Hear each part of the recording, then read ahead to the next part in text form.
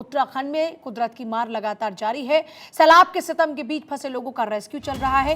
रुद्रप्रयाग के मधमहेश्वर घाटी में फंसे हैं लोग। हेलीकॉप्टर की मदद से लोगों का रेस्क्यू जारी है। रस्सी के जरिए 52 फंसे लोगों का रेस्क्यू किया गया। सैलाब के सितम के बीच में फंसे लोगों का रेस्क्यू किया गया। रुद्रप्रयाग के मधमहेश्वर घाटी में लोग फंसे हैं। बड़ी जानकारी इस वक्त आपको मिल रही है। हेलीकॉप्टर की मदद से लोगों का रेस्क्यू किया जा रहा है। देखिए, पहाड़ों में इस वक्त तबाही ही तबाही देखने को मिल रही है। एक तरफ जहां हिमाचल में पेड़ गिर रहे हैं, भूस्खलन हो रहा है, सड़कें धंस रही हैं, घर मकान डूब रहे हैं, गाड़ियां लोगों की बह रही हैं। दूसरी तरफ उत्तराखंड में भी हालात मोबेश बिल्कुल वैसे ही हैं और वहां पर आलम यह है कि चारों तरफ तबाही का मंजर है। कहीं पर बादल फट रहा है तो कहीं पर नदियां उफान पर है, कहीं पहाड़ों को चीरते हुए जो पानी है सीधे लोगों के घरों तक पहुंच रहा है। और ये देखिए, लोग फंस भी गए हैं। कई लोग जो यहाँ पर टूरिस्ट पहुंचे थे वो भी फंसे हुए हैं। मधमहेश्वर घाटी में रेस्क्यू किया गया। देखिए, हेलीकॉप्टर की मदद से परमार्थ निकेतन गंगा घाट में बाढ़ का आप ये मंजर देख सकते हैं। रस्सी के सारे रेस्क्यू करते हुए आपको वहां पर जो जवान तैनात हैं वो नजर आ रहे हैं। देखिए, ऐसे न जाने कितनी तस्वीरें इस वक्त पहाड़ों से सामने आ रही है कि पहाड़ों पर बारिश नहीं बल्कि आफत की बारिश लोगों के जीना मुहाल कर चुकी है। लोगों के जी का जंजाल बन चुकी है। तस्वीरें देखिए आपके सामने हैं जो तबाही का मंजर बयां करने के लिए काफ़ी हैं। बार बार आप लोगों से अपील है कि पहाड़ों का रुख इस वक्त ना करें, क्योंकि पहाड़ों पर आफत है और ये आफत अगर आप खुद मोड़ लेना चाहते हैं तो आप पहाड़ों पर जाएं। और जाहिर सी बात यह है कि देखिए, ऐसे में आप अपनी ज़िंदगी के साथ बड़ा खिलवाड़ कर रहे हैं, इसीलिए अपने घरों पर रहें। फिलहाल पहाड़ का रुख ना करें, क्योंकि यहाँ पर कब क्या होने वाला है अभी इस बारे में कुछ कहा भी नहीं जा सकता। Yellow alert, red alert, alerts लगातार जा रहे हैं क्योंकि भारी बारिश वहां पर लगातार चल रही है। और एक और बड़ी खबर हिमाचल से ही है। कुदरत का ऐसा कहर बरपा है जिसने हर तरफ तबाही मचा दी। तस्वीरों का ऐसा मंजर शायद सपने में भी किसी ने ना देखा होगा। मानो किसी गुस्से में कुदरत हो। सैलाब का ऐसा रौद्र रूप जिसमें मकान, इंसान, सड़क, दुकान सब कुछ बह गया। पहाड़ों में मची तबाही ने अपने आगोश में 60 जिंदगियों को ले लिया। न जाने कितनी जिंदगियां पानी के तेज बहाव में बह गई। शहर की मुख्य सड़कें बर्बाद हो चुकी हैं। लगातार हो रही बारिश के कारण 1200 लोग इससे प्रभावित हुए। करीब 600 सड़कों की आवाजाही को भी खोल दिया गया है। प्रशासन का रेस्क्यू ऑपरेशन अब भी लगातार जारी है, लेकिन मलबे में फंसे लोगों की गिनती कर पाना अब भी मुश्किल है। लेकिन हाँ, जिनको मलबे से बाहर निकाला गया है उनको अस्पताल पहुंचाया गया। लोगों के मारे जाने की खबर है।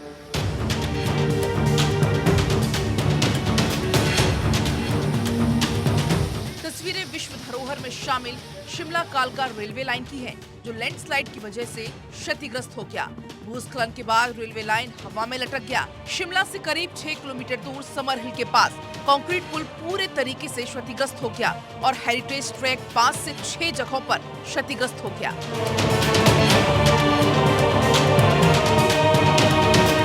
शिमला के समर हिल इलाके में बारिश का जबरदस्त प्रभाव दिख रहा है।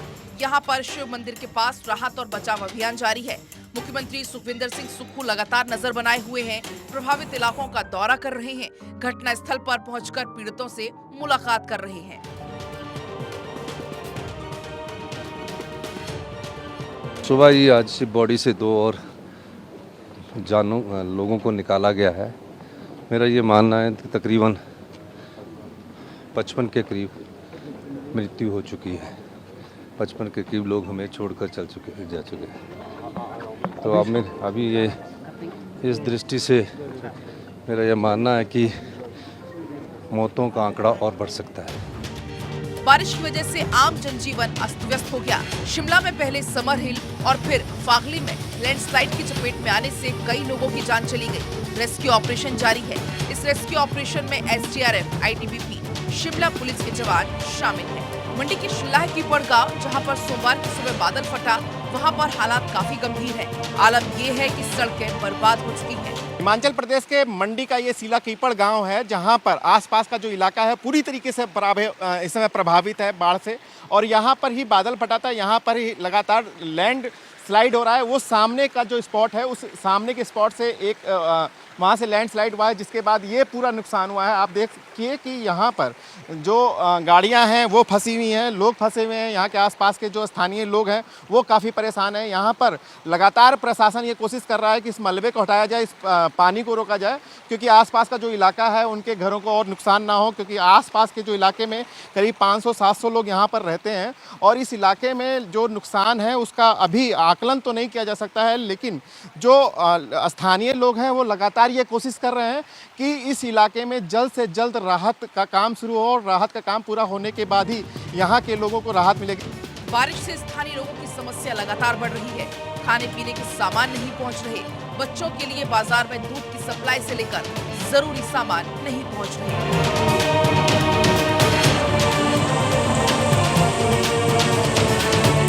हिमाचल प्रदेश में बाढ़ से हो रही लगातार मुसीबतों का सामना यहाँ के स्थानीय लोग कर रहे हैं और आपको ये जो रोड है वो दिखाते हैं। ये मंडी की रोड है जहाँ पर ज़मीन धसकने के अलावा जो पहाड़ का हिस्सा है वो यहाँ पर टूट टूट के गिर रहा है और लगातार जो बाढ़ का पानी है वो पहाड़ों से स्थानीय जो सड़क है वहाँ पर देखा जा सकता है और बहुत बड़ी संख्या में जो लोग हैं वो यहाँ पर रहते हैं और लगातार इस चीज़ों की वजह से बहुत काफ़ी परेशान है क्योंकि जो आने जाने का जो मार्ग है वो पूरी तरीके से बाधित हो चुका है। हिमाचल प्रदेश में बाढ़ को लेकर अभी भी अलर्ट जारी है। लगातार पहाड़ों से पानी का बहाव बढ़ते जा रहा है। इस प्राकृतिक आपदा में सिर्फ स्थानीय लोग ही नहीं बल्कि विदेशों से आए टूरिस्ट भी परेशान हैं। श्रीलंका से आए 11 लोगों की टीम को मंडी में सुरक्षित स्थान पर रोक दिया गया है क्योंकि अभी यहाँ के हालात बहुत खराब है। यहाँ पर जो टूरिस्ट हैं जो बाहर विदेशों से हमारे देश में आकर के इस जगह को देखना चाहते थे वो लोग भी यहाँ पर फंसे हैं। ये हमारे साथ जो टीम है ये श्रीलंका से आई है और ये 11 लोग अपने श्रीलंका से इस शिमला कुल्लू मनाली को घूमने के लिए आए थे, लेकिन एक जगह पर ये सुरक्षित इनको ठहराया गया है कि यहाँ से आगे जाने का जो मार्ग है वो बाधित है, नहीं जाने दिया जा रहा। हमारे साथ कुछ लोग हैं। आप कहाँ से आए हो और आगे आप जितना अभी तक घूमे हो किस तरीके से आपको लगा? हम लोग श्रीलंका से आया हूँ। ये मेरा पूरा दोस्त लोग है, लेकिन इधर देखने के लिए आया। 2 दिन का पहले से इधर बहुत बारिश है, लेकिन हम लोग नहीं सोचा इतना मुश्किल है इधर। हम लोग आने के लिए मनाली देखने के लिए, लेकिन हम लोग को जाने को अभी नहीं मिलता है, इसलिए हम लोग ये इधर रुका कल रात में। इधर खरबा भी नहीं है, पानी भी नहीं है, लेकिन ये होटल में कुछ मुश्किल नहीं है। अच्छा हुआ इधर सब हम लोग को दे दिया। बाढ़ और बारिश का असर पंजाब के होशियारपुर में भी दिख रहा है। यहाँ पर दर्जनों गांव पानी की चपेट में हैं। आलम ये है कि हिमाचल और पंजाब का सड़क संपर्क टूट गया है। पानी की वजह से लोग काफी परेशान हैं। बारिश की वजह से भाखड़ा डैम का जलस्तर लगातार बढ़ रहा है और इसके बाद भाखड़ा डैम के चारों गेट खोल दिए गए हैं, जिससे कई गाँव पानी से जलमग्न हो गए। Bureau report, Bharat 24।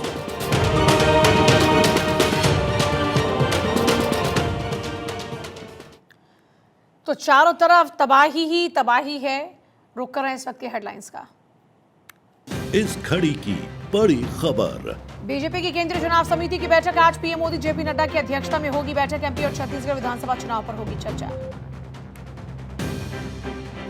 Nehru museum का नाम बदलने पर संग्राम, कांग्रेस से ज्यादा निशाना सरकार पर नेहरू विरासत को नष्ट करने के लगाया आरोप। बीजेपी बोली पीएम मोदी और कांग्रेस की सोच में बुनियादियत। नू हिंसा का आरोपी बिट्टू बजरंगी फरीदाबाद से गिरफ्तार। गिरफ्तारी का सीसीटीवी फुटेज भी आया सामने। कई गंभीर धाराओं में मामला दर्ज। थोड़ी देर में कोर्ट में होगी पेशी। चंद्रयान 3 के लिए आज का दिन होगा बेहद खास। नए ऑपरेशन से गुजरेगा स्पेसक्राफ्ट। आज चंद्रयान 3 का बदला जाएगा ऑर्बिट। यूके के पीएम ऋषि सुनक ने मोरारी बापू से सुनी रामकथा। बोले जय जय जय सिया राम, हिंदू के नाते आया हूं।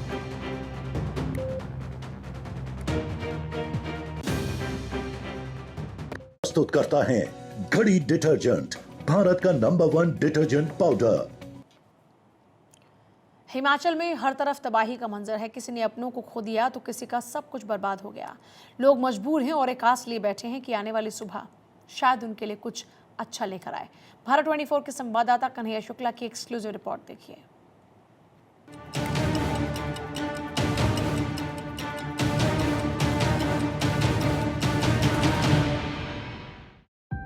रात का सन्नाटा, तूफानी रात, आसमानी आफत, साथ छोड़ते पहाड़। आज पहाड़ पर पहाड़ नहीं टूटा, पहाड़ आम आदमी पर टूटा है। जिंदगी कांप रही है, आस टूट रही है। हसरत भरी निगाहें रात के सन्नाटे में सुबह के सूरज के इंतजार में है, लेकिन बारिश की इन काली रातों ने इंसान की जिंदगी को काला कर दिया है।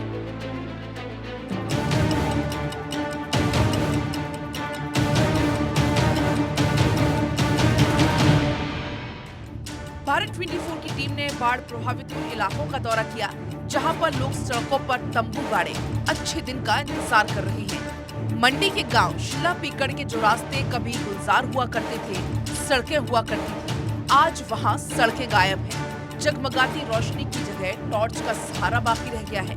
लोगों के आशियाने टूट चुके हैं। एक तिरपाल के सहारे लोग दिन और रात बिताने को मजबूर हैं।